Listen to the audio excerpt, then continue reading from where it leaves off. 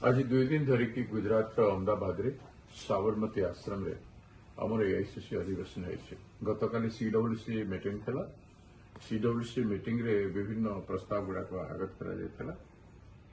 श्रीयुक्त मल्लिकार्जुन खड़गे जी इनिशिएट करथिले एवं कंक्लूडिंग करथिले श्रीयुक्त राहुल गांधी जी एवं गुड़ाए स्टेट रो लीडर माने, पीसी प्रेसिडेंट माने, सीएलपी लीडर माने एवं सीडब्ल्यूसी सदस्य वृंद एवं अन्य मुख्यमंत्री एम समस्त पार्टिसिपेट करते। आज ठीक से भाई अधिवेशन रे साबरमती आश्रम रे साबरमती तट साइड रे होता जो दांडी मार्च आरंभ होता से गोटे आज ऐतिहासिक अधिवेशन है। समग्र भारत वर्ष हाराहारी 4,500 5,000 आमर निमंत्रित एआईसीसी सदस्य एवं निमंत्रित सदस्य, CWC member, PCC president, CLP leader आदि अन्य विभिन्न एमएलए एमपी मिनिस्टर निमंत्रित थे, समस्त उपस्थित थे। ओडिशार हाराहारी आमर 80 ରୁ 90 जन आसते आमर अधिकांश एमएलए आसते एवं पार्टिसिपेट करते।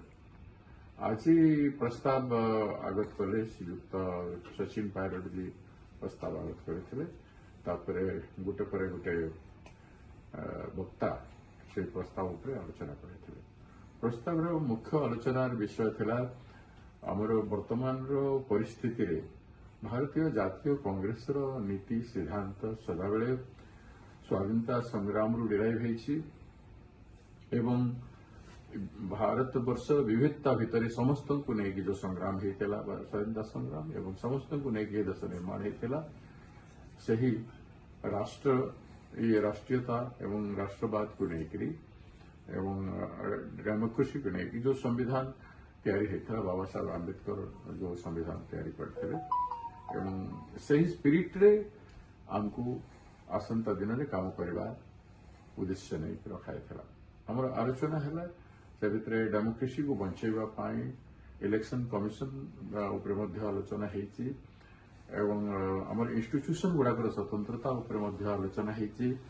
आमर कृषि नीति केमती हबार कथा, कृषक मान समस्या कौन अच्छी, युवक मान समस्या केमती अच्छी, मजदूर एवं विभिन्न श्रेणी काम करुवा लोकंर आज कौन सी अवस्था अच्छी ए देश सबू विषय वस्तु पर आलोचना था। महिला मान एट्रोसिटी उपर आलोचना होता एवं सबुठ बेसी गुरुत्वपूर्ण है न्यायपथ। न्यायपथे संकल्प समर्पण